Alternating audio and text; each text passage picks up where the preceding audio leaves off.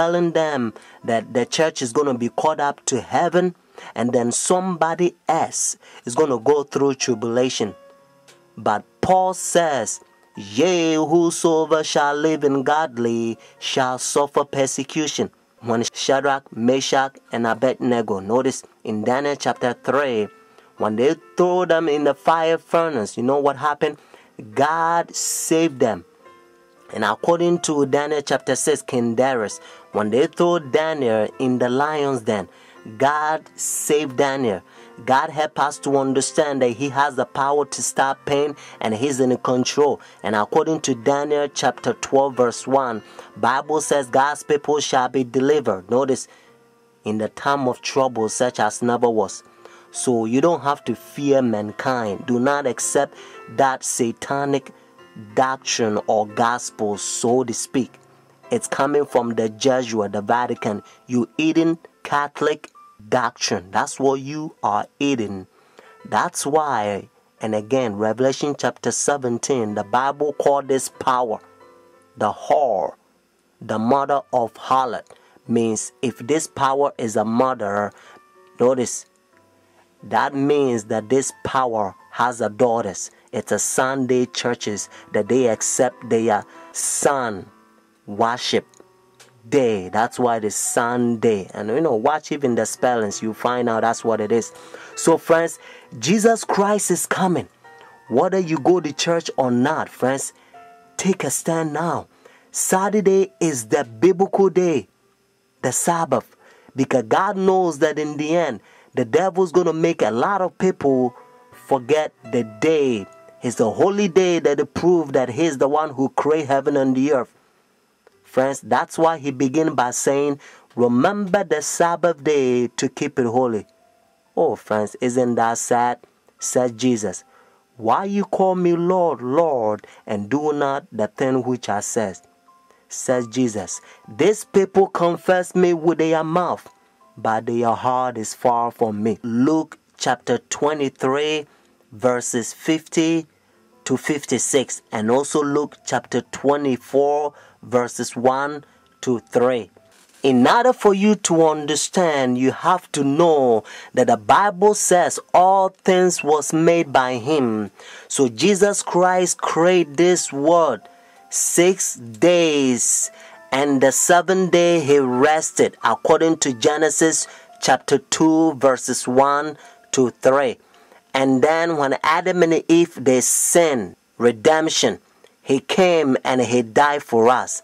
Friday on the cross, Jesus Christ, He says it is finished. And then He rested on the Sabbath day. Notice when the sun was going down, Friday evening, they buried Jesus Christ. So the early day in the morning, notice, according to Luke chapter 24, verses 1 to 3, Jesus Christ rose on Sunday.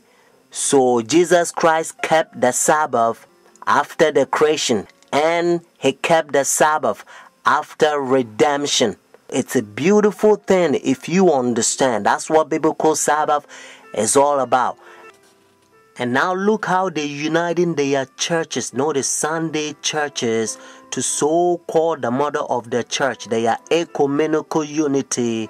Your Holiness, may I present Archbishop Kayan Barsamian, Primate of the Eastern Diocese of the Armenian Church in America. May I present Archbishop Yichen Akachi, the Legate and Ecumenical Officer of the Eastern Diocese of the Armenian Church in America and President of the National Council of Churches in the United States. Holiness, may I present Reverend Dr. Donald McCoy, representing the presiding Bishop Mark Hansen of the Evangelical Lutheran Church in America. Holiness, may I present Bishop Jeremiah J. Park, Bishop of the New York Annual Conference of the United Methodist Church.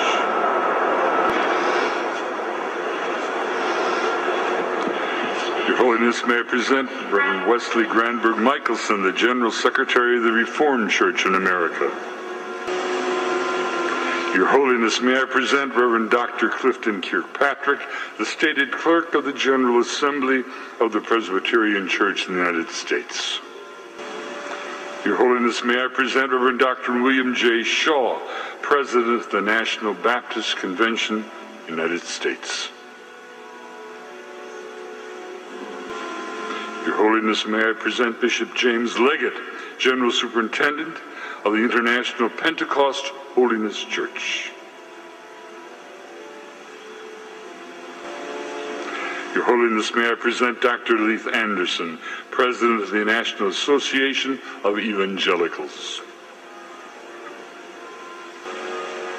Your Holiness, may I present Bishop David H. Benke, President of the Atlantic District of the Lutheran Church, Missouri Synod. Your Holiness, may I present Reverend Dr. A.R. Bernard Sr., President of the Council of Churches of the City of New York. Your Holiness, may I present Elder Bernice King, daughter of the civil rights leaders Martin Luther King Jr. and Coretta Scott King. Your Holiness, may I present Reverend Jimmy Song Jilim, Executive Director of the Council of Churches of the City of New York. Your Holiness, may I present the Right Reverend Mark Sisk, Bishop of the Episcopal Diocese of New York. Do you understand the language?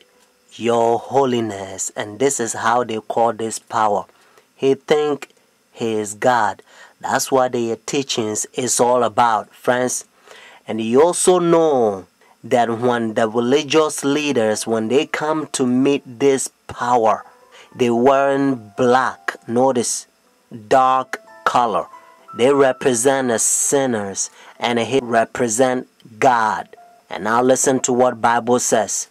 This is the chapter. Notice 2 Thessalonians chapter 2. This is the chapter the Protestant Sunday churches, they are forefathers. They used to protest against this power during dark ages, and they call them Antichrist. Notice Antichrist. But now you don't hear from Sunday churches anymore because they betray their forefathers. Let's start from verse 3. Notice 2 Thessalonians chapter 2. Let no one deceive you by any means. For that day will not come unless the falling away comes first, and the man of sin is revealed, the son of perdition, who opposes and exalts himself above all that is called God, all that is worshipped, so that he sit as God in the temple of God, showing himself that he is God. Do you not remember that when I was still with you, I told you these things? And now you know what is restraining, that he may be revealed in his own time. Notice what it says in verse 7. For the mystery of lawlessness is already at work. Only he who now restraining will do so until he is taken out of the way. And then the lawless one will be revealed, whom the Lord will consume with the breath of his mouth and destroy with the brightness of his coming. The coming of the lawless one is according to the working of Satan, with all power, signs, and lying wonders, and with all unrighteousness, deception among those who perish, because they do not receive the love of the truth, that they may be saved. Friends, I urge you to call this number and order your own book. And the name of the book is The Great Controversy. Notice, The Great Controversy. And by the grace of God, you're going to become a better Christian. You're not going to fall to this Christianity that has become like a coffee and milk shake together, because the man of sin infiltrating the churches and they destroying doctrines. The phone number here is 856-503-5893. One more time, 856-503-5893. Friends, Also, if God is touching your heart to support God's faithful ministry so that we can speed up this gospel to a lot of people so that they can hear what you are hearing, because heaven is ceaseless ages. Benedict XVI heads to the U.S. this coming week for his first visit here since being elected Pope 3 years ago, where the war in Iraq is expected to be high on the agenda. On Friday, Benedict travels to New York, where he will address the United Nations General Assembly. The UN event was